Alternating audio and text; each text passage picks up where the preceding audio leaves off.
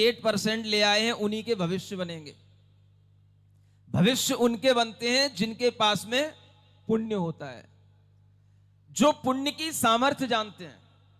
आप देखना कि ऐसे आपको अनेक कंपनियां, अनेक लोग मिलेंगे जिनके पढ़े लिखे लोगों को अपने अंडर में रखते हैं और वो खुद पढ़े लिखे नहीं होते हैं।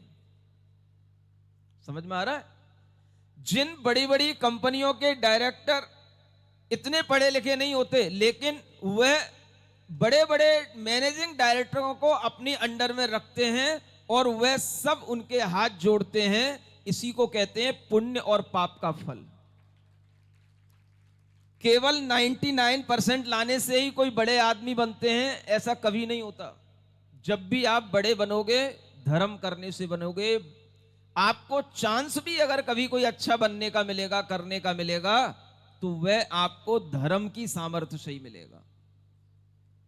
इसलिए जो बच्चे 90% लाकर के भी घर में बैठे हैं और इन्हें पता नहीं है कि कौन सा पर्व चल रहा है, कौन सा काल चल रहा है, क्या ये नंदीश्वर की छटा होती है, उन बच्चों के लिए 99% का भी कोई मतलब नहीं है। बजाय उन बच्चों के जिनके नंबर भले ही कम हो, लेकिन अगर वो यहां पर आकर के बैठते हैं और उनका धर्म में मन लगता है, तो वो सबसे ज्यादा आशीर्वाद के पात्र हैं।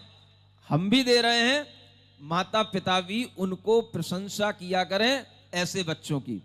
केवल मेरिट लिस्ट में आने वाले बच्चों की प्रशंसा नहीं करना, जो बच्चे धर्म में अग्रणी होते हैं उन बच्चों की प्रशंसा करना। चाहे वो पढ़ने में कमजोर भी हो, तो भी उन पर बोझ डालने की जरूरत नहीं है। समझ में आता है कि नहीं आता? नहीं आता। जब व्यक्ति का धर्म करने का मन होता है, तो वह संस्कार वशात कभी ना कभी कर लेता है। सुन रहे हो? यहां पर ऐसे भी लोग हैं जो दिल्ली से, अलग अलग इलाकों से, रोहिणी से चल करके यहां पर आए हैं। सुन रहे हो? बड़े बड़े ऑफिसर हैं और यहां पर आए केवल अभी दर्शन करने के लिए, कुछ चर्चा करने के लिए। लेकिन उनका मन बना कि हम भी ऐसे अनुष्ठानों में थोड़ी देर जाकर के बैठें। तो ये बैठने का मन जो बनता है, ये अपने आप जो बनता है, इसी का नाम है धर्म संस्कार। ऐसे ऑफिसर यहां पर बैठे हुए हैं जिन्होंने अपना नाम भी आपके पास तक नहीं भेजा है। सुन रहे हो? रेलवे ऑफिसर हैं, सेल टैक्स ऑफिसर हैं, ये सब यहां बैठे हुए हैं, लेकिन उनके अंदर धर्म संस्कार है। इसलिए यहां पर आकर के उनका भाव हुआ सुनने का, देखने का। अगर आपके पढ़े लिखे बच्चे केवल धर्म विहीन होंगे और शिक्षा ही शिक्षा उनके जीवन में होगी, तो वे ऐसे अवसरों पर बैठने का कभी भी मन नहीं बना सकेंगे।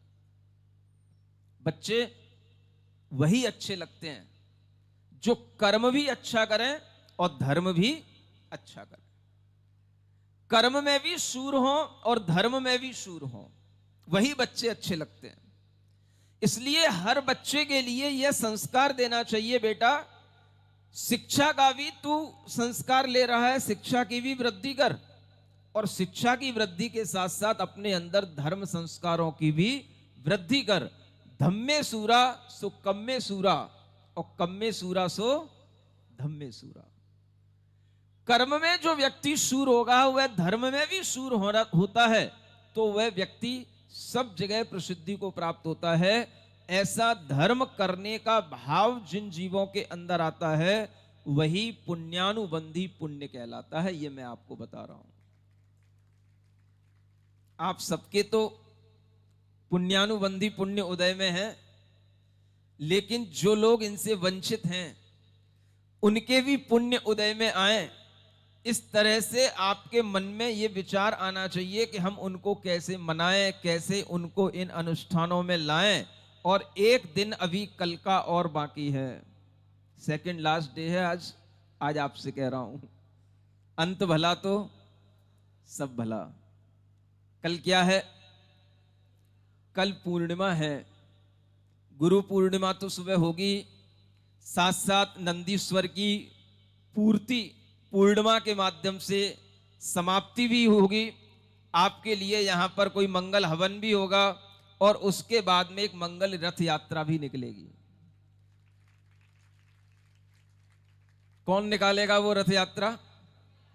रानी उर्मिला निकालेगी। अच्छा, कल नहीं आई थी, आज आ गई।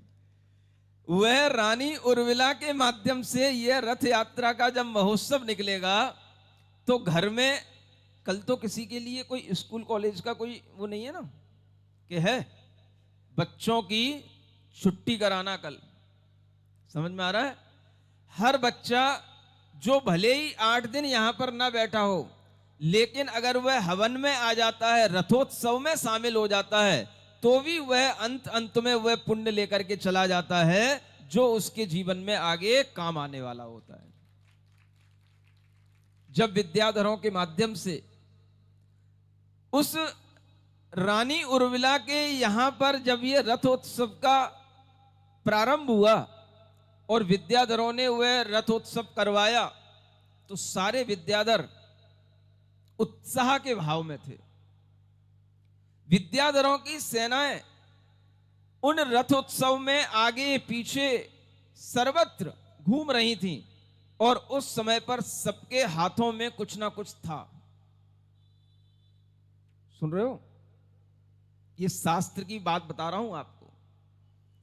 सबके हाथों में कोई ना कोई मंगल द्रव्य, मंगल द्रव्य माने ये चावल वाली अष्ट द्रव्य नहीं, ये मंगल द्रव्य जिसे कहते हैं झारी मंगल होती है, कलशा मंगल होता है, दर्पण मंगल होता है, बीजना होता है, स्वस्तिक होता है, और कुछ नहीं है तो ओम और अरहम की प्लेटें ही हाथ में ले लेना, चाहे थर्माकोल की बनवा लेना और चाहे किसी और आर्केलिक की सीट की बनवा लेना। समझ में आ रहा है? हर किसी के हाथ में कोई ना कुछ मंगलकारी मंत्र यंत्र कोई भी चीज होनी चाहिए। ये भी रथ उत्सव की विधि में लिखा हुआ है। समझ में आता है?